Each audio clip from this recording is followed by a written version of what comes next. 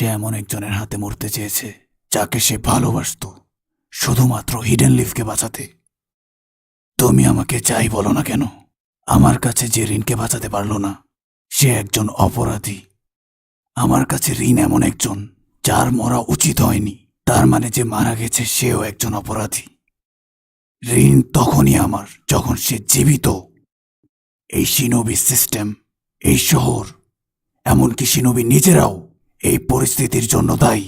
আমার কষ্টগুলোর পেছনে দায়ী হচ্ছে এই দুনিয়া, এই নিকৃষ্ট দুনিয়া। দেখো আমাকে, আমার ভেতরে আর কিচ্ছু নেই, আমি আর কষ্ট অনুভব করতে পারি না। এটার জন্য নিজেকে দোষী ভেবো না কাকাশি, এই কর্তটা করেছে আমাদের নিকৃষ্ট দুনিয়ার মানুষজন। আমার কোনো কষ্ট আর এখানে নেই, কিন্তু ইয়ার এখন এসবে কি আসে যায়? আমি তো অনেক আগেই সব ছেড়ে দিয়েছি, কিন্তু এদিকে তুমি সহ্য করে এসেছো রিনের কবরের পাশে, এমনকি আমারও। কাকাশি, এখন সব ঠিক আছে, তোমাকে আর সহ্য করতে হবে না।